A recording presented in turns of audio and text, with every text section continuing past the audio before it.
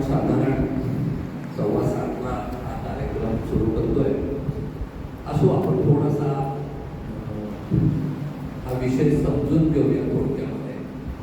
प्रथम institute of biophysical evaluation and research centre तर्फे मी स्वतः डॉक्टर देव विजय समुदायी, सौ कल्पिता दीक्षित, सौ वृषाली संत यांच्यातर्फे मी तुमच्या सर्वांचे स्वागत करतो. आणि हा विषय थोडासा गुह्य विषय आहे. आपल्या प्राचीन ऋषीमुनींनी त्याची अनुभूती घेतलेली आहे. परंतु आपल्याला सांगतो, ऋग्वेदाचा काळ आहे 23,031 इसवी सन पूर्व. म्हणजे त्याच्यात जर आपण 2024 मिळवले तर जवळजवळ 25,000 वर्षापूर्वी आपल्या ऋषीमुनींनी हा अभ्यास केला होता. त्याच्यापैकी बरेचसे ऋषी 6 महिने, 1 वर्ष, 2 वर्ष समाधी अवस्थेत असायचे. कारण त्यावेळेस त्यांचं आयुष्यमान 5,000पेक्षा जास्तच होतं. आपल्यापैकी काहींनी जर भागवत ऐकलं असेल तर पृथ्वीराजाने 40,000 वर्ष राज्य केलं असं वाक्य आहे. त्याच्यामध्ये त्याचं वार्धक्य आणि बालपण धरलेलं नाहीये. म्हणजे आपला तो संशोधनाचा विषय नाही, पण प्रचंड आयुष्यमान होतं. आपल्या ऋषीमुनींनी या सगळ्याचा फायदा घेऊन खूप वेळा चिंतन, खूप वेळा समाधी अवस्था प्राप्त करून आत्मसाक्षात्कार करून घेतला होता. आणि ते जेव्हा जेव्हा समाधीतून बाहेर यायचे, तर वर्ष, 6 महिने एक थेंब पाणी पिलेले नव्हते, एक कण अन्न घेतलेलं नव्हतं, तरी त्यांचं शरीर आहे त्याच्यापेक्षा आणखी तेजस्वी व्हायचं. म्हणजे जसं आपण पेशंटला ऍडमिट केल्यावर सलाईन देतो आणि पेशंट खूपच छान दिसायला लागतो, तशातला हा प्रकार होता. आणि पुन्हा त्यांनाच प्रश्न पडला की मग हे शरीर मध्ये इतकं आणखी तेजस्वी कसं झालं. पुन्हा त्यांनी त्याच्यावर चिंतन केलं असेल, ध्यान केलं असेल, आणि तेव्हा त्यांच्या लक्षात आलं की वैश्विक ऊर्जा जी आपण त्याला कॉस्मिक एनर्जी म्हणतो, ही घेण्याची यंत्रणा आपल्या या भौतिक शरीरात असली पाहिजे. आणि त्याच्यावरच त्यांनी जे काही विषय त्यांनी मांडला वेदांमध्ये, उपनिषदांमध्ये, किंवा आता यांनी सांगितलं की पतंजली सूत्रांमध्ये, हा सगळा अभ्यास हे सगळे ऋषीमुनी त्यांनी करून ठेवला होता. आपल्याकडे बरीचशी पुस्तकं आहेत, की पारायणाची पुस्तकं म्हणतो आम्ही त्यांना. त्याच्यामध्ये सूक्ष्म देहाचा अभ्यास आहे. तर ह्या देहाचा अभ्यास करणे म्हणजे ज्याला मी आत्मशोध, आत्मबोध म्हणतो. म्हणजे अगोदर स्वतःला ओळखा. आणि ही अनुभूती मात्र आत्मसाधनेनेच होऊ शकते. बरेचसे संत म्हणतात की फार पुस्तकं वाचू नका, तुम्हालाच त्याची अनुभूती येऊ शकते. त्याच्यासाठी अर्थात ध्यान साधना ही फार महत्वाची आहे. असो, आपण थोडंसं फास्ट जाऊया. आपल्यापैकी प्रत्येकाला मला वाटतं की आत्मसाक्षात्कार व्हावा असं वाटत असेल ना प्रत्येकाला. कोणाला नाही वाटत नाही असं नाही, पण आपल्याला तो होत नाही. त्याची कारणं मी याच्यामधून तुम्हाला पुढच्या 1-1.5 तासामध्ये सांगणार आहे. आणि आपल्या ऋषीमुनींनी जे काही पुस्तक संपदा घेऊन ठेवलेली आहे, त्याला बरीच लोक पुराणातली वांगी पण म्हणतात. परंतु आज आपल्याकडे तंत्रज्ञान असं विकसित झालेलं आहे की या सूक्ष्म शरीरात होणारा परिणाम, मग तो मंत्रशास्त्राचा असो, तो तुमच्या साधनेचा असो, हा बघू शकतो. आपण त्याचे सगळे उदाहरण बघणार आहोत. त्याच्या मागे खूप मोठं अभ्यास आहे बरं का. म्हणजे मी हा तुम्हाला 1 तासाभरात सांगण्याचा प्रयत्न करणार आहे.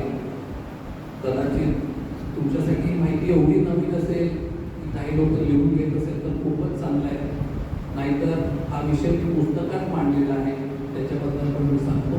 तर एक फार मोठा अभ्यास संशोधन जगभर चालू आहे. त्याच्यामध्ये मुळात हा विषय आपल्याकडे असल्यामुळे कदाचित जागतिक स्तरावरचं हे पेटंट पहिल्यांदाच भारतात मिळाले. एक छान वाक्य माझ्या वाचण्यात आलं, तुम्ही सुद्धा वाचू शकता. फार महत्वाची माहिती याच्यामधून आहे. ज्याला आपला सूक्ष्म देहाचाच अभ्यास नाही त्याची आत्मसाक्षात्काराकडे फार प्रगती होणार नाही. तो त्यांनी किती पारायण करो, किती तीर्थस्थानांना भेटी दो, पूजा अर्चा भजन कीर्तन किती ऐको, ही सगळी दृश्य माहिती आहे. पण आपल्याला अनुभूती घेतल्याशिवाय हा विषय समजणार नाही. म्हणून हिमालयातल्या ऋषी मुनींनी तर कोणी पारायण केल्याचे दाखले मला तरी मिळालेले नाही, परंतु त्यांनी जो काही सूक्ष्म त्याचा अभ्यास केला, कुंडलिनी शास्त्राचा अभ्यास केला, एक एक चक्रावर 7-7 वर्ष त्यांनी दिले आणि त्यांना तेव्हा कुठे आत्मसाक्षात्कार किंवा आत्मदर्शन झालं. आणि हा विषय इतका गुह्य होता, आतापर्यंत हा फार ठिकाणी प्रस्तुत झालेला नव्हता. आपले याला कारण सुद्धा आपले हिमालयातले ऋषीमुनी फक्त एका वेळेस एक शिष्य घ्यायचे, त्याला गुप्ततेची शपथ दिली जायची आणि मग हा विषय सांगितला जायचा. पुन्हा ते गुरु जेव्हा देह ठेवायचे तेव्हा तो शिष्य पुन्हा त्याच्या आयुष्यात एकच शिष्य निर्माण करायचा, पुन्हा त्याला गुप्ततेची शपथ असायची. आणि हे अत्यंत गुप्त रीतीने फक्त हिमालयातले आणि आपल्या दुसरी जागा जी आहे जिथून आपल्याकडे खूप माहिती येत असते ते म्हणजे नाव विसरतो, त्याचं चायनाने ताबा घेतलेला आहे, तिबेटातले ऋषीमुनी, तिबेटातले संत हे येणं जाणं त्यांचं होतं. आणि हा सगळा विषय हा सुद्धा तिथे असे काही संत आहेत की 2 पानं खाल्ली की 6 महिने जेवत नाही. ही सगळी विद्या, हे सगळं सूक्ष्म देहाचा अभ्यास झाल्यावर शक्य आहे. पुढे जाऊया.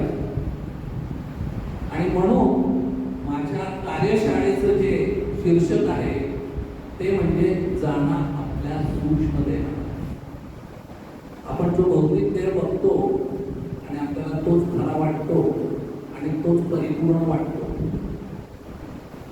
परंतु हा भौतिक देह, त्याला इंद्रिय देह म्हणतात, स्थूल देह म्हणतात, बरेच नाव आहेत, विकारी देह म्हणतात, हा निर्जीव आहे. याला स्वतःची प्राणशक्ती नाही. आणि आयुर्वेदाने जो सगळा या ऋग्वेदाचा उपवेद आहे त्यांनी सांगितलं की हो, हा फक्त अन्नमय कोश आहे, ज्याला चालवणारा सूक्ष्म देह. मग या सूक्ष्म देहाचे घटक कुठले? तर प्राणमय कोश, मनोमय कोश, विज्ञानमय कोश आणि आनंदमय कोश. हा अभ्यास थोडासा गुह्य आहे आणि सखोल आहे. थोडासा याच्यामध्ये काही झलक सांगू शकतो आणि सांगू शकतो की हा विषय तुम्हाला सुद्धा शिकता येईल असा. त्याच्यामध्ये खरोखरच आपल्या भोवती ऊर्जावल्या आहेत, जे आपण साधू संत फोटोच्या मागे बघत असतो. छानपैकी प्रभाव असते, छानपैकी रंगीत किरण दिलेली असतात. असं सगळं ऊर्जावल्या आपल्या प्रत्येकाच्या भोवती आहे. आणि ती तो तुमचा आनंदमय कोश आहे, ते तुमचं सहस्रार चक्र आहे आणि त्याच्यात तुमच्या ह्या जन्माचं प्रारब्ध आहे. खडतर आहे की गुरुकृपा किती आहे फक्त त्या ऊर्जावाल्याला बघून सांगतंय. आज मी काही उदाहरण याचे देणार आहोत. आपल्याकडे जवळजवळ 2200 लोकांचा स्कॅन आहे. त्याच्यामुळे आणि प्रत्येकाचे आपल्या भोवतीचं जे ऊर्जाबल आहे ना ते आपल्या एक फुटबॉल सारखं आहे. आपण त्याच्या सेंटरमध्ये आहोत. त्यामुळे आम्ही जेव्हा फोटोग्राफी करतो तेव्हा तुम्हाला 360 डिग्रीमध्ये गोलाकार फिरवून तुमचे फोटो देत जातो. साधारण 41 फोटो घेतो आम्ही तुमचे आणि त्याच्यावरून तुमच्या बद्दलची सगळी माहिती सांगता येते. आणि ज्याला आपण आत्मशोध आत्मबोध शब्द फार सोपे करतात वाचायला, पण फार गुह्य विज्ञान आहे त्याच्यामागे. जे आपल्या ऋषींना माहीत होतं त्याची त्यांनी अनुभूती घेतली. मला दिसते का? माझ्यासाठी फार सोपी व्याख्या आहे. अध्यात्म म्हणजे अध्ययन आत्म्याचं. आपण जन्म घेतलाच का? काय कारण निमित्त झालं की आपल्याला जन्म घ्यावासा वाटला, या मायेत यावं लागलं आणि मग ते बाळाचे जे काही वेदना असतात त्याला बोलता येत नाही, पण त्याला भूक लागलेली असते, त्याला बोलता येत नाही, पण त्याचं कुठेतरी दुखत असतं. तो फक्त टॅ टॅ टॅ टॅ करत असतो आणि आपल्याला शोधायला लागतं की काय झालं त्याला, काय झालं असेल त्याला. आणि मग तरुण पण तर चांगला सगळं छान जातं, पण वृद्धत्व प्रत्येकाचं वेगळं असतं. त्याचं कारण त्याचं ह्या जन्माचं प्रारब्ध. बरेचसे लोक मला सांगतात, डॉक्टर 60 वर्ष होईपर्यंत मी एक पण गोळी घेतली नाही आणि आता पहा ही टेस्ट ती टेस्ट, हे इंजेक्शन आणि हे ऍडमिशन होत आहे. मी त्यांना सांगतो हे सगळे तुमचे कर्मफळ आहे आणि त्या कर्मदेवतेला पण फार काही झालेले असते. अरे बापरे, याचं आयुष्य संपलं, आता याचं हे पण राहिलं, याचं हे पण भोगायचं राहिलं आणि म्हणून ती सुरू होते. तेव्हा जेव्हा आपल्याला व्याधी क्लेश होतात, कृपा करून दुसऱ्याला दोष देऊ नका. आपलंच कर्मफळ आहे. म्हणून या सगळ्यासाठी सूक्ष्म देहाची ओळख फार महत्वाची, ती आज आपण थोड्या प्रमाणात करून घेऊया. आणि मी म्हणालो की आपला भौतिक देह निर्जीव आहे, पण साधनेसाठी आणि सूक्ष्म देहाच्या अभ्यासासाठी भौतिक देह लागतो. पण तुम्ही जेव्हा साधना करता त्या भौतिक देहाने, ती साधना या भौतिक देहात राहत नाही, कारण ते तर आपण लगेच मृत्यूनंतर नष्ट करत असतो. ती साधना सूक्ष्म शरीरात जात असते. मग कुठे जात असते तर तुमच्या विज्ञानमय कोशात जात असते. त्याचे पण उदाहरण आपण काय करणार आहोत. आणि बरीचशी आपल्याकडे पुस्तक आहेत, पण मला स्वामी दत्तावरांचं पुस्तक फार आवडलं. मान नंबर 102 वर त्यांनी काय सांगितलंय, तुमच्याकडे एक मोठा कंदील आहे आणि त्याच्यामध्ये प्रखर मोठी ज्योत आहे, पण त्या काचेला जर काजळी असेल पूर्ण तो प्रकाश बाहेर दिसत नाही. तुम्ही म्हणता की ज्योत मोठी करणार, मोठी करणार. आपली स्थिती तशीच आहे. आपले अनेक जन्म झाले, हजाराच्या वर आपले पुनर्जन्म झालेले, पण आपल्याला चक्रांची माहिती नाही. आपल्याला आपलं मुळाधार चक्र जे सगळ्यात कमी फ्रिक्वेन्सीवर चालतं त्याची पण अनुभूती येत नाही. बघावं लागतं टेक्नॉलॉजीचं साईड. आणि हा सगळा माझा प्रवास मी डेंटिस्ट, मला चक्र नाड्या शब्द माहीत नव्हते 10-11 वर्षापूर्वी, परंतु काही संतांनी मला याच्यामध्ये ओढलं. त्याच्यातले माझे दीक्षागुरु ठाकूर महाराज यांनी मला ऑरा विज्ञानाबद्दल माहिती दिली. ते शिवकृपानंद स्वामी दांडीचे डॉक्टर पवी वर्तक त्यांनी मला पुण्याला बोलवून घेतलं तब्येत चांगली नसताना आणि सांगितलं की आपल्याला हा विषय अभ्यासाचा आहे. दत्त महाराज अकोल्याचे आज सुद्धा नृसिंह सरस्वती स्वामी दर गुरुवारी त्यांच्या मुखातून बोलतात. आपल्या नेहमीचे ओळखीचे असतील सवितानंद स्वामी, त्यांचे सूक्ष्म देहावर खूप पुस्तक आहे.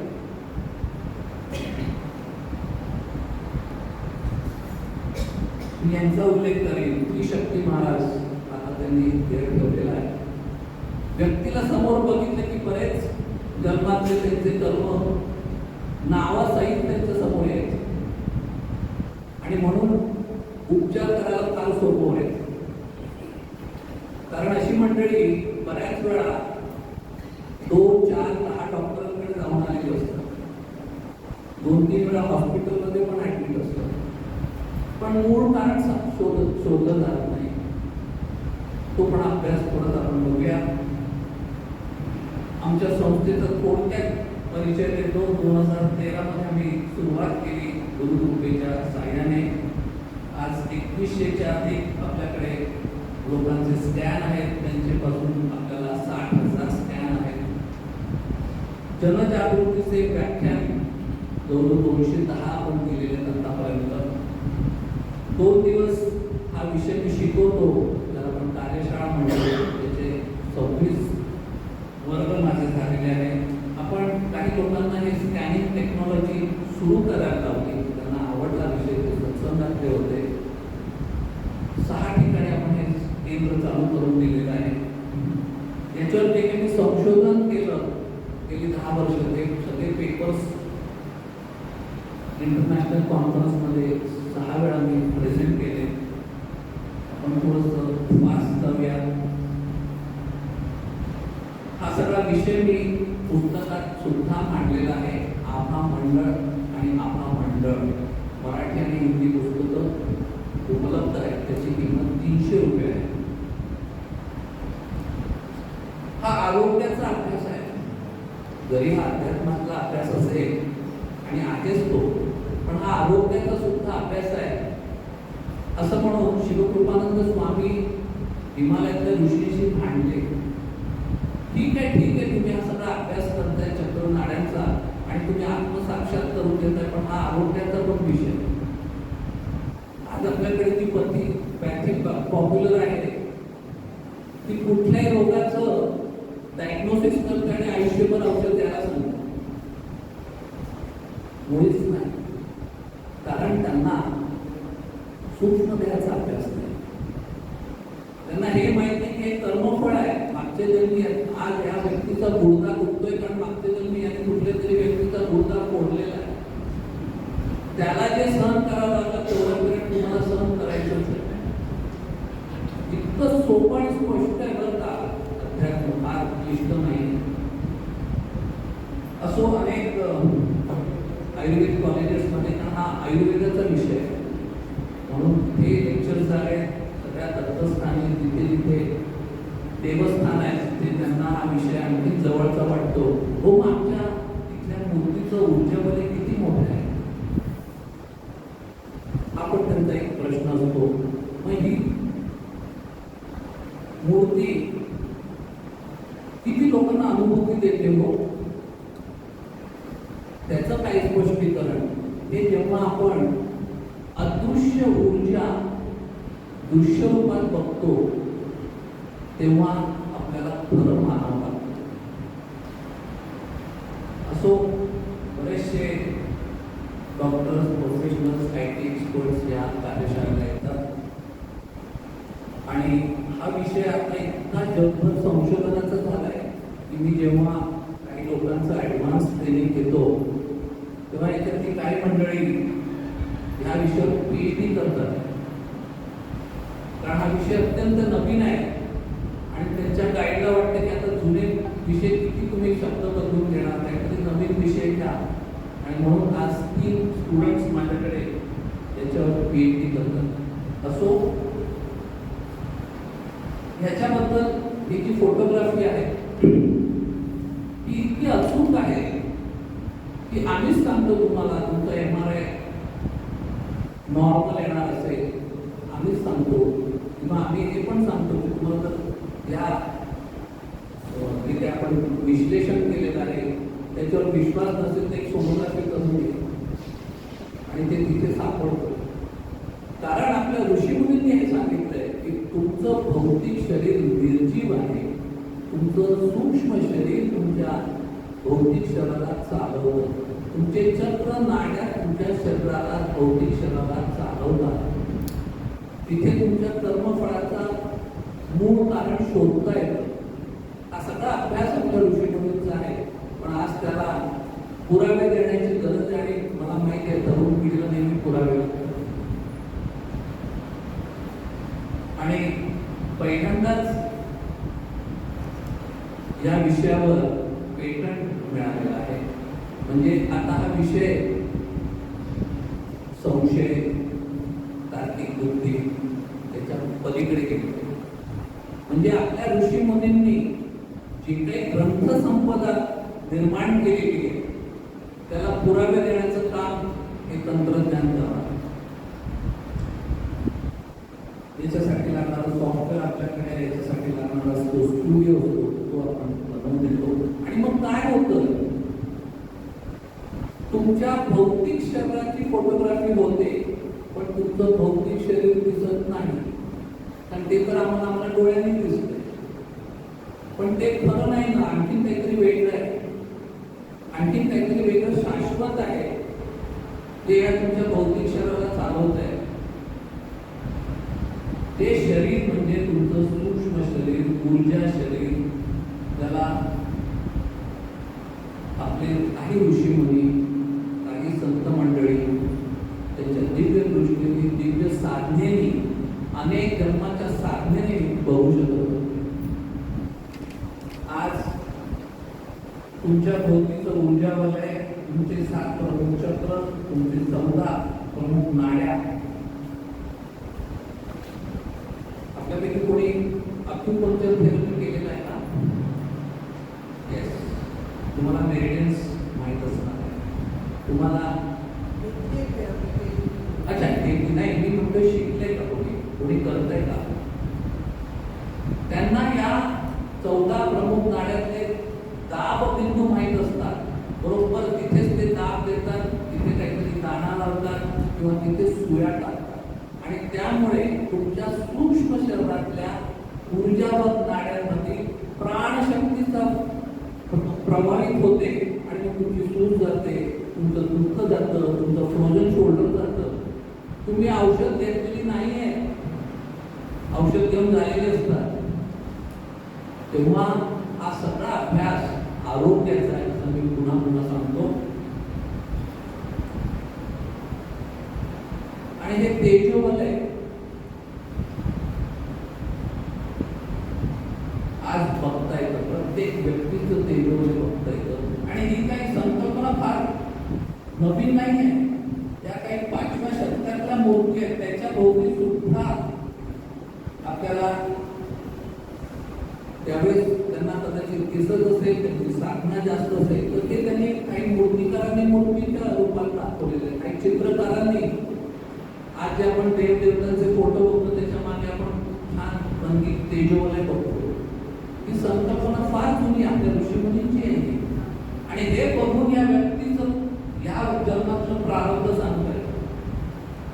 इतका अचूक अभ्यास आपल्या ऋषीमुनींनी केला होता, फक्त त्याला आज पुरावे द्यायचे काम राहिलं होतं. आपल्यापैकी किती लोकांना ऑरा शब्द माहिती आहे? हात वरती करा. मला माहिती आहे ऑरा शब्द फार पॉप्युलर होतो आणि कधी कधी भीती वाटते मला. या ऑरा शब्दाचं मागचं सायन्स माहीत नसल्यामुळे आपलं जे स्पंदनशास्त्र आहे, आपलं जे आत्ममंडळाचं विज्ञान आहे, थोडंसं बदनाम होऊ शकतं. कारण आज तुम्ही बघा बऱ्याचशा प्रदर्शनामध्ये पण ऑरा स्कॅनिंगचे डिव्हाइस असतात. तुम्ही हात ठेवा, तुम्ही बोट ठेवा, आम्ही तुमचे 15-16 पेजेसमध्ये रिपोर्ट देतो. त्या रिपोर्टमध्ये तुम्ही दिसत नसता, तुमचे काही सूक्ष्म शरीर दिसत नसतं, पण काहीतरी चक्रांचे धब्बे दाखवले जातात आणि सांगतात हे तुमचं चक्र चांगलं करता आणि हे बरोबर. हा अभ्यास अपुरा आहे. त्याच्यावर आज कमर्शियल अँगलमुळे एक लोकांना अट्रॅक्शन आहे, मग लोक वाटते ते पैसे देतात. ही कॉन्सेप्ट मी सांगितली, हे सगळं आपल्या प्राचीन विज्ञानाचा भाग आहे, ज्याला वैदिक शरीरशास्त्र म्हणतात. पण आज ऑरा शब्द का पॉप्युलर आहे सांगतो. आमच्या ठाण्यामध्ये ऑरा नाईट क्लब पण आहे, ऑरा शाडी शॉप पण आहे, ऑरा ज्वेलरी शॉप पण आहे. कारण लोकांना ऑरा शब्दाचं अट्रॅक्शन, ते दुकानात शिरतात. त्यांना वाटतं आपण तिथून काही घेतलं की आपला ऑरा वाढणार आहे. असं काही होत नाही. त्याची चर्चा असते, तो त्याच्यावर पैसे मिळवत असतो. पण विज्ञान, प्राचीन विज्ञान वेगळ्या स्तरावर काम करतं. तुम्हाला जर तुमच्या सूक्ष्म शरीराची माहिती झाली, जी मी कार्यशाळेत करून देतो, तुम्हाला मार्गदर्शन मिळतं की कुठल्या चक्रावर तुम्हाला काम करायचं आहे. बऱ्याच वेळा काही सत्संगातले असे लोक आले की आमच्याकडे फक्त मूळाधार चक्रावरच काम केलं जातं, कारण तिथे कुठली शक्ती आहे. मी म्हटलं ते ओव्हर ऍक्टिव्ह झालेलं आहे, बंद करावं द्यावं. हे सांगता येतं कारण आपण ते प्रत्यक्ष बघतोय. याला ऑरो फोटोग्राफी म्हणत नाही. आजकाल काही मोबाईलमध्ये ऍप्स आले, जेव्हा तुमचा फोटो काढला जातो त्याच्यातले काहीतरी पिक्चर लगेच स्क्रीनवर येणार आणि सांगणार हा तुमचा ऑरा. मुळीच नाही, ग्राफिक्स आहे.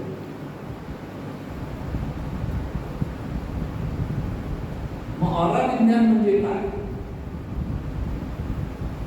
अत्यंत स्पष्ट व्याख्या मी मांडलेली आहे. आपल्या सर्व शारीरिक, मानसिक, भावनिक क्रियांमध्ये विद्युत संवेदना निर्माण होतात, त्याला बायोइलेक्ट्रिसिटी म्हणतात. यामुळे मानवी शरीराभोवती विद्युत चुंबकीय क्षेत्र तयार होते, त्याला मानवी ऊर्जा क्षेत्र म्हणतात. यालाच ऑरा किंवा जर्मनीने याला बायोफिल शब्द दिलेला आहे.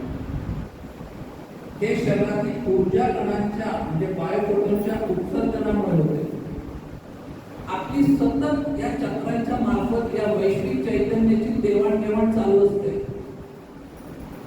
जेव्हा ही देवाणघेवाण नीट होत नाही ना, तेव्हा आपला लोक सांगतात काय तुमची बॅटरी डाऊन आहे का?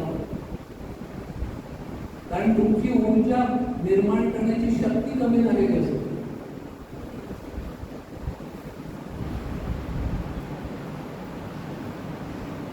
अनाहत चक्र आहे,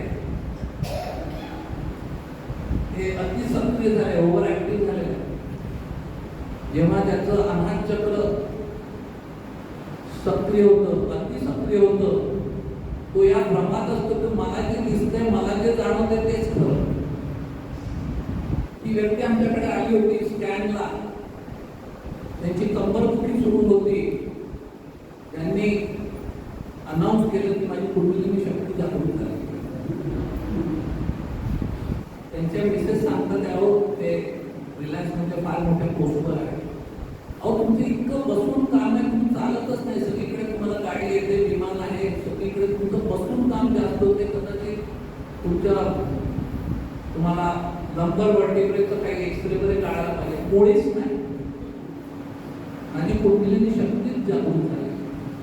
शेवटी ते स्कॅनला आले, मी बघितलं, मी म्हटलं 15 मिनिटं परत जा आणि ध्यान करा.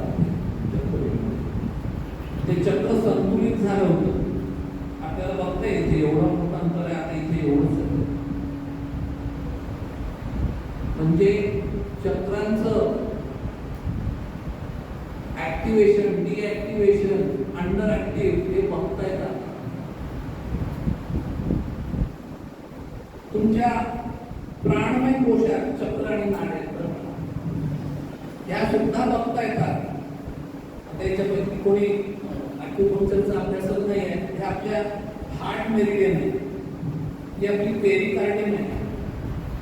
ह्या ऊर्जावाहक नाड्या तुम्ही जर या भौतिक शरीराचं डिसेक्शन केलं, आकार केला तर दिसणार नाही, सापडणार नाही, कारण या सूक्ष्म देहाचा भाग आहे.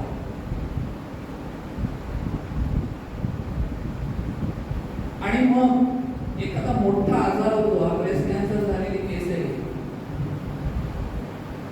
मी पहिलाच प्रश्न विचारला, लग्नानंतर फार सहन करावं लागतं का?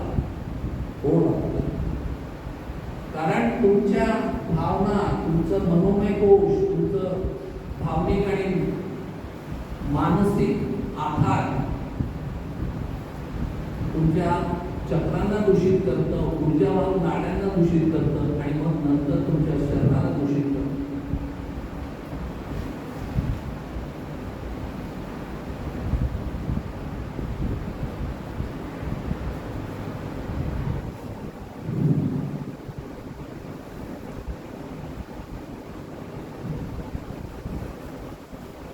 आई वडिलांनी कर्ज काढून मोठ्या धडाक्याने लग्न केलेलं आहे आणि ही व्यक्ती जर 8 दिवसात परत आली, मला लग्न करायचं नाहीये, मला हे चालवायचं नाहीये, तर तिच्या मनावर झालेला आकार मनोमय कोशात बघताय. आजच्या मॉडर्न मेडिसिन मध्ये जर तुम्ही एक्सरे काढला तर दिसणार नाही.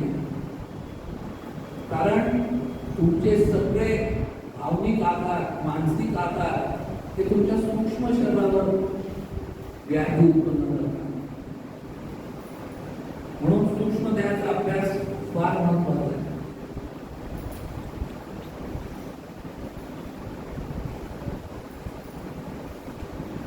मला वाटतं 6 किंवा 7 वर्षाची 2 मुलं आमच्याकडे आली होती. याच्या गरोदर हा जेव्हा पोटात होता, मी सरळ प्रश्न विचारला, तुमचं गरोदर पण फार दुःखमय होतं का? त्याच्या आईने सांगितलं, माझा एकही दिवस असा गेला नाही की त्या दिवशी मी रडले नाही.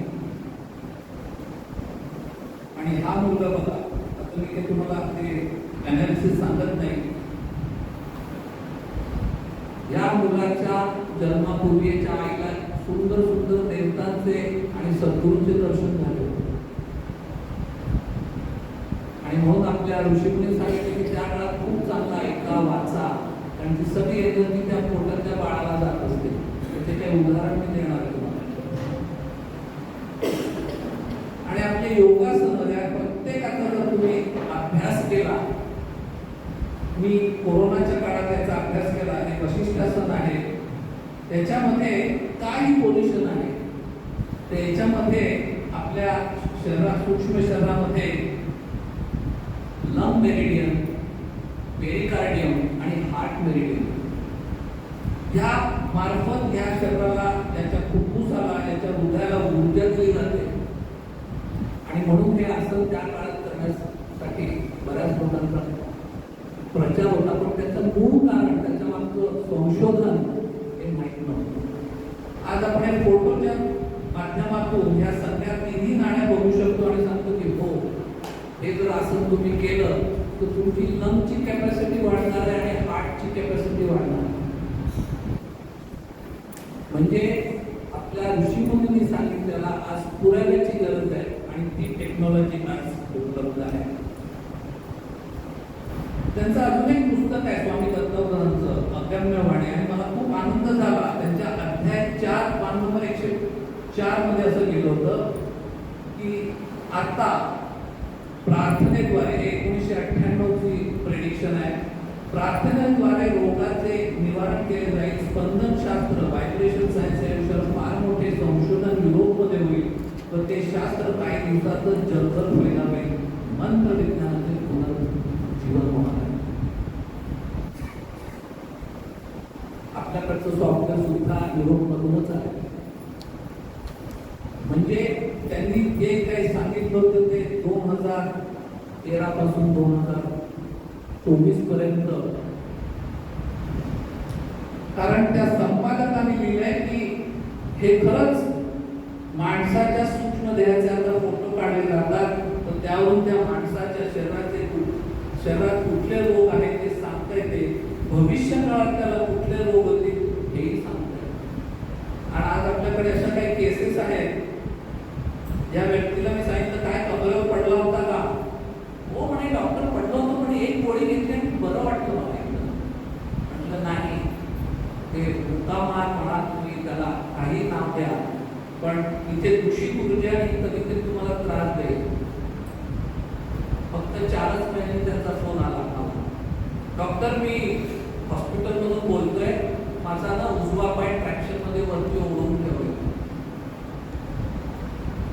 म्हणजे आपले ऋषी संत हे जेव्हा आपल्याकडे बघतात तेव्हा आपला भौतिक देह बघत नाही, आपलं सूक्ष्म देह बघत असतात आणि सांगतात अरे कशाला गेला असते तिथे, तिथून तुला वाईट ऊर्जा आलेली आहे, किंवा सांगतात तुला पुढे हा रोग होणार आहे, तू आतापासूनच ही मंत्र साधना सुरू कर. अनुभवले आहे सगळं, पण आज आपण त्याला पुरावे देऊ शकतो. हा सगळा अभ्यास आयुर्वेदामध्ये आहे, परंतु आयुर्वेदाच्या कॉलेजमध्ये लेक्चर देऊन त्यांना फार जागृती आणून देऊ मी आणू शकलो नाही. म्हणून आज आपण सुद्धा पहिल्यांदा अलोपथीकडे जातो, कारण आज त्यांच्याकडे पुरावे देणारे शास्त्र आहे. तुमच्याकडे सोनोग्राफी आहे, एक्सरे आहे, MR आहे, पेट स्कॅन आहे. पण लक्षात ठेवा ही फक्त तुमच्या भौतिक म्हणजे अन्नमय शरीराची माहिती आहे, त्याच्या पलीकडची नाही. आणि म्हणून हा अभ्यास वैदिक शरीरशास्त्राचा अभ्यास करताना आपल्याला आभा मंडळाचे विज्ञान, नंतर तुमचे पंचकोश याचा अभ्यास करावा लागतो आणि तेव्हाच हा विषय कळतो. म्हणून कार्यशाळेमध्ये तुमचा सूक्ष्म देहाचा अभ्यास पहिल्या दिवशी घेतला जातो. आणि तो अभ्यास काय आहे आपण संक्षिप्त रूपात बघूया. सूक्ष्म शरीराचा अभ्यास म्हणजे तेजोवलय, ऊर्जावलय, मध्ये त्याला कांतिवलय म्हणतात, इंग्लिशमध्ये त्याला बायोफिल्ड म्हणतात.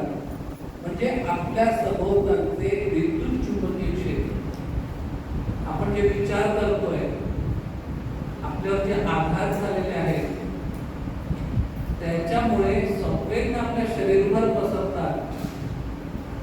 आणि आपल्याला मायकेल फेरेडेने नियम दिलेला आहे की जेव्हा एखादं तारेतून विद्युत संवेदना किंवा करंट जातं त्याच्याभोवती विद्युत चुंबकीय क्षेत्र निर्माण होणारच. आणि म्हणून आपल्या जितकं दळणवळण जास्त असेल, जेवढं संवेदना जास्त असतील, तेवढं आपल्या भोवतीचं विद्युत चुंबकीय क्षेत्र दूषित असतं. आपण जेव्हा ध्यानावस्थेत जातो तेव्हा अतिशय कमी ऊर्जा पण आपल्या शरीरातून बाहेर पडत असतात. आपण त्याला ईडा नाडीचं ऍक्टिव्हेशन म्हणतो. तर हा सगळा अभ्यास आपल्याला करता येतो.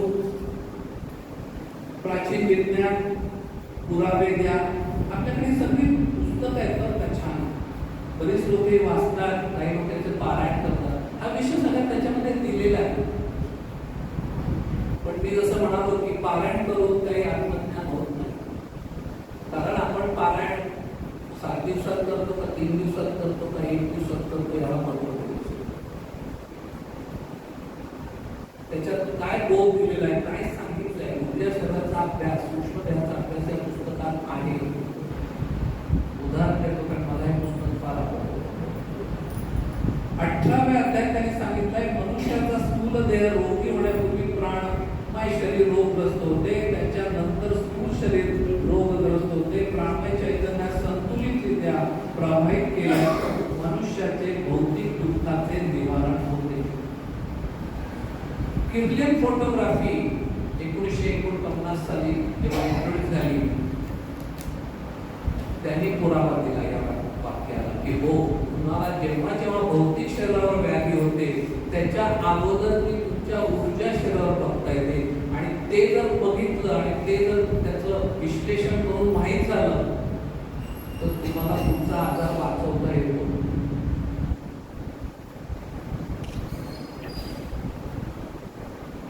म्हणजे शेवटी तुमचं जे सूक्ष्म शरीर आहे त्याला आपण मिनी ब्रह्मांड म्हणतो. कारण या वैश्विक चैतन्याचा त्याचा सतत संपर्क असतो. म्हणून सूक्ष्म देहाचा अभ्यास हा फार महत्वाचा आहे. सूक्ष्म देहाचं कार्य काय, का आपल्याला सूक्ष्म देह दिला जो आपल्याला दिसत नाही, त्याचं थोडक्यात आपण समजून घेऊया. आणि हे सूक्ष्म देहाचं विज्ञान म्हणजेच तुमच्या भोवतीचं ऊर्जावलय, चक्र, नाड्या, पंचकोश याचा अभ्यास. सगळ्यात पहिलं सूक्ष्म देहाचं कार्य काय असेल तर तुमचा भौतिक देहाची रचना.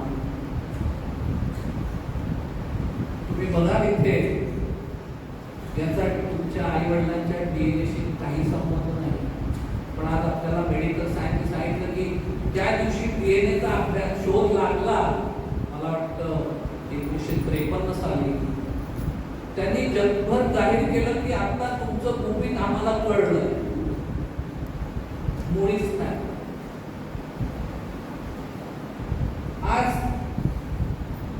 उंच दाम्पत्य असतं, काही मुलं उंच होतात, काही मुलं गुपित होतात. ते युरोपियन जोडप्याला जुळं झालं.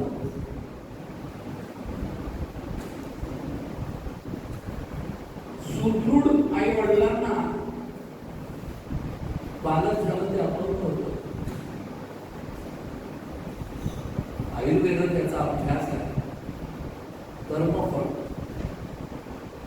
नाही तर आपल्याला प्रत्येकालाच हो 6 फूट आणि सुंदर व्यक्तिमत्व आवडलं असतं, पण आपल्याला आपण कर्मफळामुळे आपल्याला हा शरीराची उंची, हेमण, बुद्धिमत्ता, व्याधी हे सगळं त्याच्यामुळे होत असतं. दुसरा मुद्दा, कोणाला पाण्याची भीती वाटते, अंधाराची भीती वाटते. सूक्ष्म शरीरात त्याची ठसे असतात. आपल्याला अनेक जन्मातले चांगले आणि वाईट इव्हेंट्स आपण ठस्यावर पण घेत असतो. आणि म्हणून एखाद्या व्यक्तीबद्दल आपल्याला पटकन आवड निर्माण होते. एखाद्या व्यक्तीला आपण पाहिलं नाही तरी आपल्याला भेटावंसं नाही. मागच्या जन्मातले ऋणानुबंध. आणि तिसरं महत्वाचं कार्य म्हणजे हा सूक्ष्म देह या सूक्ष्म चैतन्याशी, सूक्ष्म सृष्टीची सदैव संपर्क असतो. पण आपण बाहेर होतो, तर त्याने तसं का केलं, मग त्याने तसं करायला होतं, सगळं बाहेर आपलं लक्ष असतं. आणि म्हणून आपल्याला त्या चैतन्याची अनुभूती येत नाही. ती येते फक्त 2च वेळा, जेव्हा तुम्ही साधनेमध्ये छान डीप मेडिटेशन मध्ये जाता आणि जेव्हा तुम्ही रात्री गाढ झोपता. जी काय आपल्याला स्वप्न पडतात ती गाढ झोपेत पडतात. तर कोणाला पुढे काय होणार आहे ते दिसतं, काही सत्य दर्शन होतात, कारण ते कनेक्शन ऑन होतं तेव्हा. आणि हा सगळ्याचं जर आपल्याला माहिती करून द्यायची असेल तर पंचकोशाचा अभ्यास फार महत्त्वाचा. तुमच्या पंचकोशाचा अभ्यास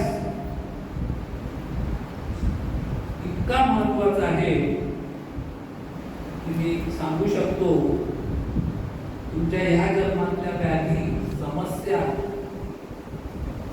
तुम्हाला मिळालेले नातेवाईक, हे तुमच्या मागच्या जन्मातले ऋणानुबंध आहेत.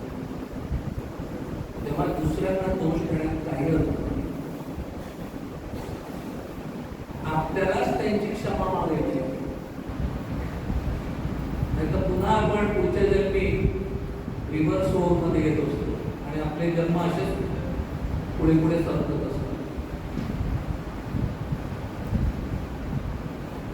आणि लक्षात घ्या, बऱ्याचशा नेटवर्कच्या इमेजेस मध्ये तुमचं भौतिक शरीर दाखवतं, मग त्याच्या भोवती मनोमय कोश, मेंटल बॉडी, त्याच्या भोवती इंटेलिजंट बॉडी असं दाखवतं. अत्यंत चुकीचं आहे.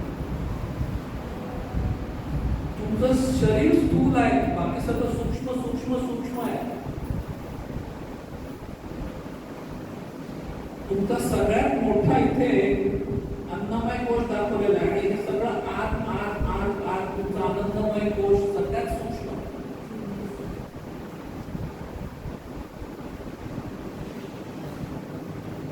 आपण त्या कोशाचा जेव्हा अभ्यास करू तेव्हा लक्षात घ्या. आणि का महत्वाचं आहे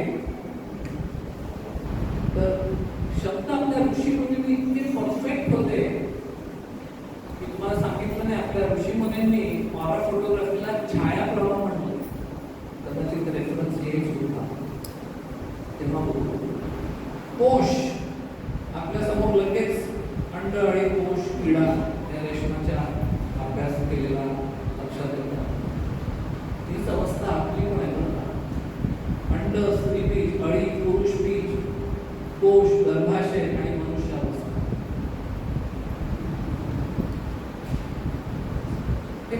आपल्या अनेक पुस्तकात दिले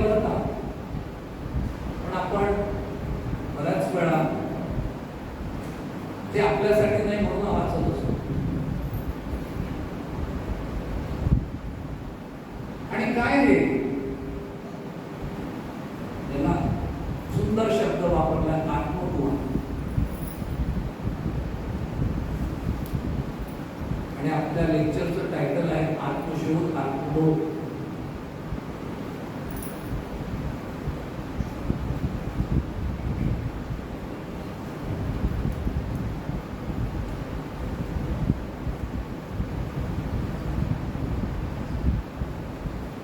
म्हणजे भौतिक शरीर तुम्ही बघताच आहे, पण तुम्हाला प्रथम प्राणमय कोश त्याच्यातल्या काही चक्रांची अनुभूती येईल, मग तुम्हाला मनोमय कोश लागेल तुमच्या निरंतर साधनेनंतर. मग तुम्हाला या आयुष्यात न भेटणारे लोक दिसतील. आपण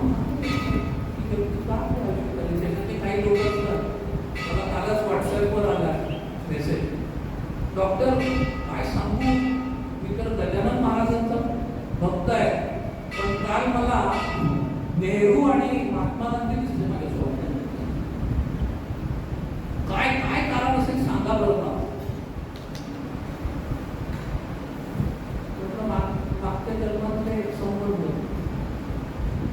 तुम्हाला मनोमय कोश लागेल, त्याच्यानंतर तुम्हाला विज्ञानमय कोश लागेल. त्याच्यात कदाचित तुम्हाला मागच्या जन्मातली साधना आठवेल किंवा दिसेल. आणि मग तुम्हाला आनंदमय कोश लागेल. आनंदमय कोश म्हणजे आत्मा नव्हे. बहुतेक लोकांची संकल्पना असते की सूक्ष्म देह म्हणजेच आत्मा, नंतर आनंदमय कोश म्हणजेच आत्मा. मुळीच नाही. या आनंदमय कोश मध्ये तुमचा तो कुठस्थ आहे, साक्षी आहे, जो चैतन्याचा अंश आहे. एक छान केस आमच्याकडे आली होती. ते जुळे का 4 वर्षाचे, 5 मिनिटांनी झाले. त्याचे आई वडील 4 वर्षापर्यंत सगळे डॉक्टर्स, डीलर्स, सायकॅट्रिस्ट कडे जाऊन आले. कारण सांगतो, आपण याला अजय म्हणूया. सावळा आहे, भयंकर चंचल. हा फक्त इंग्लिश मध्ये बोलतो, दाम्पत्य मराठी आहे. हा विजय म्हणूया, अत्यंत शांत मराठीत बोलतो. हा याच्याशी मराठीत बोलतो, हा याच्याशी इंग्लिश मध्ये बोलतो. आई वडील याच्याशी मराठीत बोलतात, याच्याशी मराठीत बोलतात, हा इंग्लिश मध्ये उत्तर देतो. त्याच्या आई वडिलांना वाटलं कुठेतरी इंग्रजाचं भूत आणि म्हणून जो भेटेल त्याला सांगितलं जाईल याला भेटा, तिथं जाऊन भेटून असतो. जेव्हा आमच्याकडे आले स्कॅनसाठी आणि पंचकोशाचा अभ्यास मला सांगतो, आपल्याला माहित असेल की ते बाळ जन्मतं ना, तर जवळजवळ 1-2 महिने झोपेतच रडतं, झोपेतच बसतं. पूर्ण स्मृती, मागच्या जन्मातल्या पूर्ण स्मृती जागृत असतात. ह्याचा जन्म मागच्या एका ख्रिश्चन कुटुंबात झालेला आहे. आणि जेव्हा आपल्या 2 जन्मांतर कमी असतं तेव्हा ती स्मृती जास्त प्रखर असते आणि म्हणून हा इंग्लिश मध्ये पटकन बोलतो. मी म्हटलं फक्त 2 वर्ष थांबा, त्याला शाळेत जाऊ द्या दोघांनाही. हा मराठी शिकेल, हा इंग्लिश बोलायला शिकेल. कारण त्या स्मृती जसं तुम्ही जनसंपर्कात येतात त्या कमी कमी बोलतात. म्हणून आपले साधू संत जनसंपर्क टाळतात. अन्नमय कोश आपल्याला माहिती आहे, दिसतो आहे, पुस्तक आहे त्याच्यावर. पण याला किती नाव आहेत बघा. दृश्य, जड, स्थूल, इंद्रिय, भौतिक, नश्वर, षड्विकारांचा विकारी देह, इतकी नाव आहे. पण जर तुम्हाला आत्मसाक्षात करून घ्यायचं असेल, या भौतिक शरीराची गरज आहे.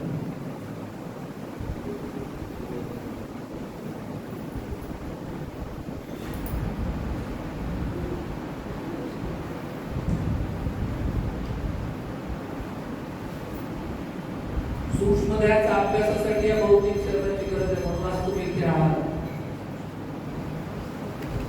प्राणमय कोश धावता संदर्भ देतोय. आपल्याला वाटतं की आपल्या शरीरातले हृदयाचे स्पंदन, रक्ताभिसरण, नाडीचा वेग, टेम्परेचर, माझं पचन सगळे या मेंदूतून कंट्रोल होत असते. ते ठरवत असतं. ऑटोनॉमस सिस्टीम आपल्याकडे ती ठरवत असते आपल्या शरीरात. मुळीच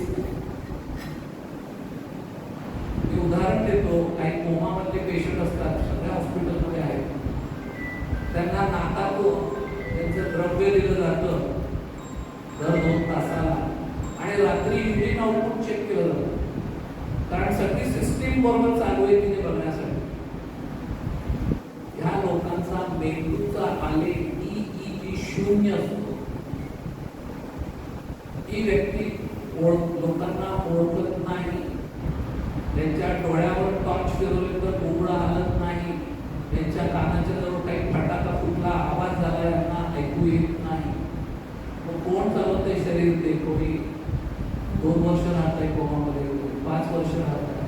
प्राणमय कोश त्यांचं शरीर चालवत असतं. मनोमय कोश फार महत्वाचा. बऱ्याच वेळा मी म्हणतो की मनोमय कोश दूषित झालं तर व्याधींनी आपल्यावर आक्रमण केलं म्हणून समजलं. म्हणून मनोमय कोश फार महत्वाचा आहे.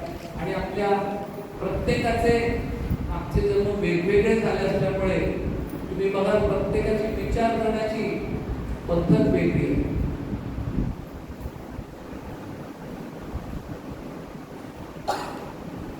आणि एक फार छान माहिती मी तुम्हाला देतो. आपल्याकडे एक म्हण आहे किंवा प्रचलित माहिती आहे. मी या जगात आलो, अंगावर कपडे सुद्धा नव्हते आणि मी हे जग सोडून जाणार आहे, तेव्हा इथली काही मिळवलेली संपत्ती कुठल्याही स्वरूपातली, किती सोनं असो, किती फ्लॅट्स असो, घेऊन जाणार नाही. मला वाटतं हे वाक्य चुकीचं आहे. आपण मागच्या जन्मी दिलेले संकल्प, आपण मागच्या जन्मी दिलेली वचनं, आपण निर्माण केलेले ऋणानुबंध, म्हणजे प्रेमाचे पण आहेत आणि गुणाचे पण आहेत. तू मला संपवलं का? म्हणजे मी तुला संपवलं. आपण घेतलेले आणि दिलेले कर्ज, ही सगळी माहिती घेऊन ते पूर्ण होतील असे आई वडील आपण निवडतो. त्यांची सांस्कृतिक स्थिती निवडतो, त्यांची आध्यात्मिक स्थिती निवडतो. नाही तर सगळ्यांनाच अंबानीच्या घरी जन्म घ्यायला आवडत असतो. तेव्हा आपल्याला कुठले आई वडील उपलब्ध आहेत, ते एक सुपर कॉम्प्युटर आहे आपल्या धर्मफळांचा. तो सांगतो यांच्यापैकी कुठल्या आईच्या पोटी तू जन्म घेऊ शकतो, आणि म्हणून आपण जन्म घेतो. आणि पुन्हा गडबड काय करतो माहिती ना, बघून दिन या जन्मी नाही तर पुढच्या. म्हणजे आपण आठवडं कमी करण्याच्या ऐवजी वाढवून घेऊन राहतो. आणि म्हणून मी हा विषय घेतला इथे, पुनर्जन्माचे प्रयोजन. हो, आपण काही आपल्या अतृप्त अनफिनिश्ड प्रोजेक्ट पूर्ण करण्यासाठीच जन्म घेतो. पण अजून एक कारण असतं, आपली आध्यात्मिक प्रगती व्हावी, आपल्याला सद्गुरू मिळावे, आपल्याला काही अनुभूती मिळावी म्हणून घेत असतो. पण हे पण सोपं नाही. तुमची परीक्षाच घेतली जात असते बऱ्याच वेळा. तुम्हाला खूप पैसा दिला असतो, पण तुम्ही तो कसा वापरता, कशासाठी वापरता, याच्यावर तुमचं कर्मफळ लिहिलेलं असतं. कधी कधी तुम्हाला खूप अधिकार दिले जातात. त्या अधिकारामध्ये तुम्ही क्षमा किती वेळा करता आणि शिक्षा किती वेळा करता याची पण नोंद ठेवली. म्हणजे असं होत नाही की आपण प्रत्येक जणी वरती जाणार आहोत.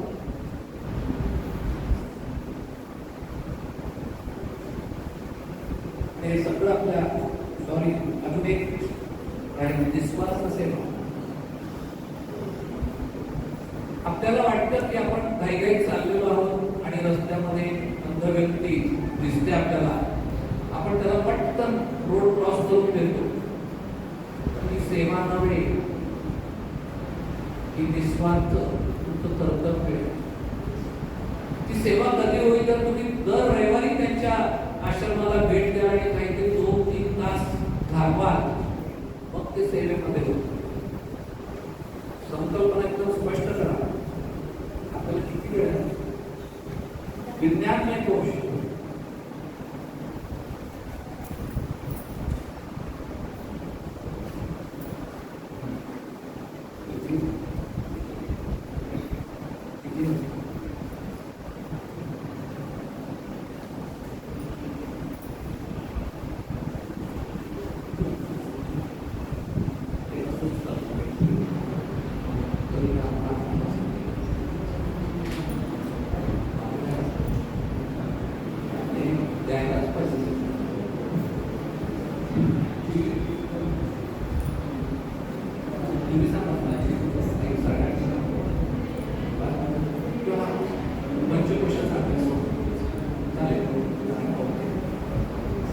मला मोठी परवानगी मिळालेली आहे आपल्या सरांकडून की आपला जर विषय हा अर्धवट राहिला तर उद्या सकाळी 7 वाजता आपण पुढचा भाग घेऊ संपवू.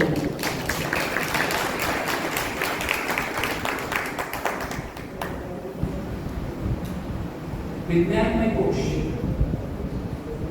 अन्नमय कोश बघितला, प्राणमय कोश बघितला, मनोमय कोश बघितला. खरं तर मी खूप धावत सांगतोय कारण हा विषय खूप सखोलमध्ये काही एक ॲडव्हान्स कोर्समध्ये तुम्ही कधी कधी एक दिवस एक कोशाबरोबर. विज्ञानमय कोश तुम्ही बघाल एका शाळेमध्ये एका वर्गामध्ये एकच शिक्षिका सगळ्यांना शिकवते, पण एकाला 90% मिळतात, एकाला 50%. आणि म्हणून आपण आपल्या विद्यार्थ्यांना आपल्या मुलांना आपण पाहिजे ते करू नये. डॉक्टर झाले नाही माझ्या मुलाला डॉक्टर करणार मुळीच नाही, कारण त्याच्या मागच्या जन्मातला अभ्यास वेगळा असेल. आमच्याच नातेवाईकामध्ये एक मुलगी 10वी कसं पास करायचं आमच्या समोर प्रश्न होता. कशी तरी पास झाली, पण तिला ड्रॉइंग मध्ये खूप आवड. कधी कधी 4-4 तास बसून ड्रॉइंग पूर्ण करायचे. आणि मग 11वी मध्ये तिने अर्थात आर्ट्स घेतलं, कमर्शियल आर्ट्स घेतलं आणि एक जागतिक स्पर्धा होती. त्याच्यासाठी तिने चित्र पाठवलं आणि आम्हाला वाटतं की तिला पहिला नंबर मिळाला पाहिजे, कारण प्रचंड चित्रांचा संग्रह होता. 1 महिना झाला, काहीच आम्हाला उत्तरच आलं नाही. त्यांचं रिझल्ट आला नाही. मग आम्हीच फोन केला, हो काय झालं आमच्या मुलीचं? हो ना म्हणे आम्ही तर बघितलं चित्र, पण ते एवढ्या लहान वयात ते काढणार नाही म्हणून आम्ही त्याला बाद केलं. मग शेवटी आधार कार्ड पाठवलं, वयाचा दाखला दिला. बापरे या वयात चित्र काढलं, तिला पहिला. तुमच्या विज्ञानमय कोशात तुमच्या मागच्या जन्माचा अभ्यास असतो आणि म्हणून तुम्हाला या जन्मात त्याविषयी लवकर गोडी निर्माण होते. फार अभ्यास करावा लागत नाही, कारण प्रेरणा तिथून येत असते, माहिती तिथून येत असते. उदाहरण देतो, हे पिल्लू अजून बसू शकत नाही,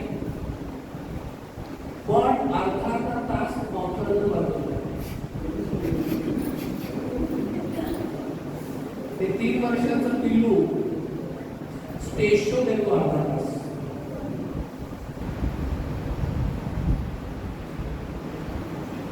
हे बालक 7 इन्स्ट्रुमेंट्स अतिशय सुंदरपणे वाजवतो. रशियन मुलगा खूप अवघड पण सुरेख वाजवतो. जेव्हा याच्या आईवडिलांना भारतात विचारत आहो तुम्ही यावेळेस याच्या वेळेस गरोदर होता तेव्हा तुम्ही खूप तबला वाजवून तबलाचा रियाज दिलं, आम्ही जन्मात आपल्याला हात लावला.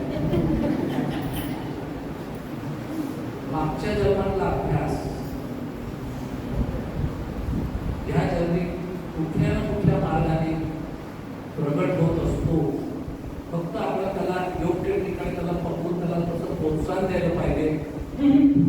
काय ड्रॉइंगचं काय त्याच्या कलेने त्याला घेऊन कारण त्याचा मागच्या जन्मातला अभ्यास तुम्हाला माहिती.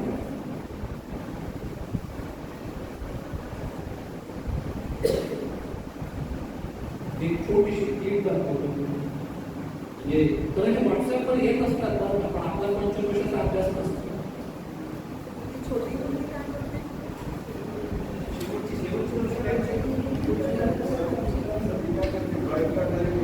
दाखवतो काय करते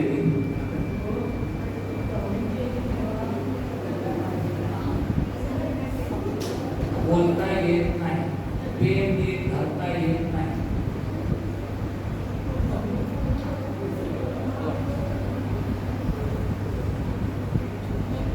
प्रत्येकाच्या डोळ्यावरचे भाव वेगळे.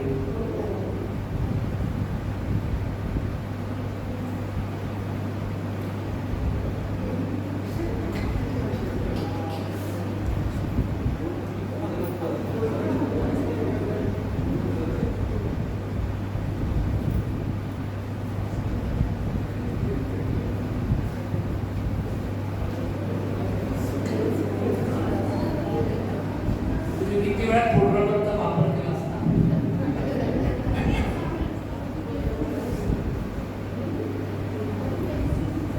खूप येतात त्याच्यामध्ये बघायचं आहे. एक 2 वर्षाची मुलगी बोलता येत नाही, स्पष्ट उच्चार नाही आहे.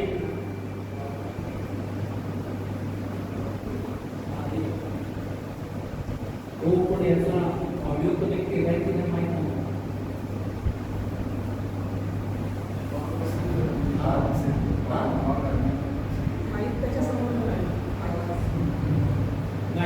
जेव्हा आपण एंजिनिअरिंग घेतो तो साऊंड तिथे जात असतो, इथून तुम्हाला द्यावं काय तो दुसऱ्याची सिस्टीम मध्ये जायला तुम्ही माझी सिस्टीम घेऊन जात असतो. तिला विचारलं जातं तुझं वय नाव काय? अश्लेष. काय नाव? बंगाली नाव आहे काय? तुझं वय किती आहे? 2. भारताचे पंतप्रधान कोण? नरेंद्र मोदी. भारताचे राष्ट्रपती कोण? तेव्हा प्रणव मुखर्जी. तुला बोलता येत नाही.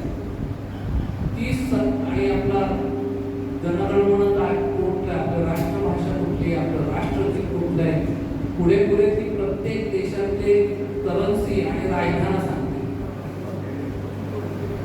मागचे जन्म जे आय एस ऑफिसर आहे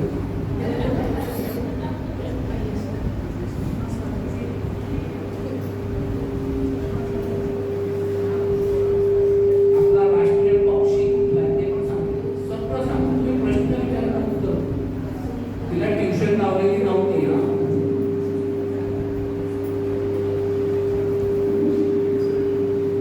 पंचकोशाचे कार्य आनंदमय कोश केवळ तुमच्या या ऊर्जावले तेजोवले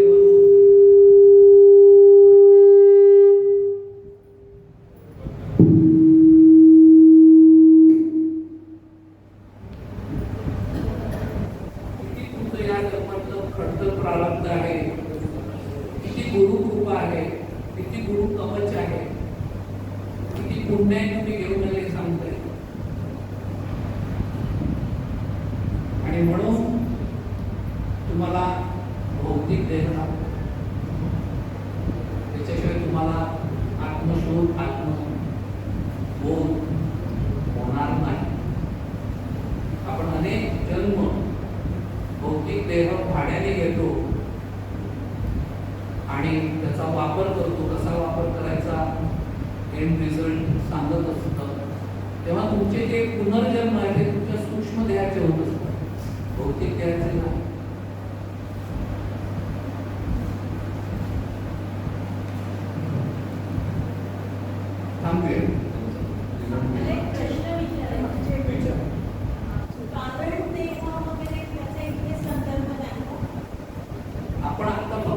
मध्ये हे बघतोय. कारण देहामध्ये प्राणमय कोश नसतो आणि आज कारण देहाची फोटोग्राफी होत आहे, पण पुढच्या 4-5 वर्षात होणार आहे. म्हणजे आपल्याला जर कारण देह माहीत झाला तर तुमची पुढची योनी कुठली आहे पण सांगता येणार.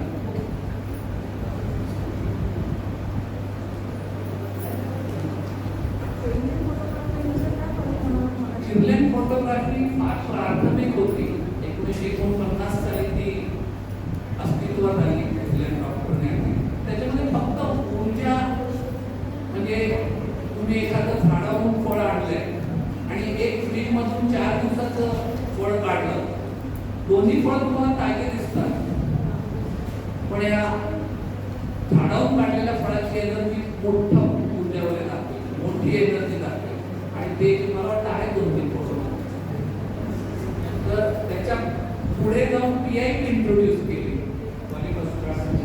फोटोग्राफी, आणि त्याच्या पुढे आपण जाऊन 2013 मध्ये त्याच्यावर आणखीन संशोधन केलं, आणखीन मॉडिफिकेशन केलं आणि आज आपण चक्र नाळ्या पंचकोश बघतो. थांबूया.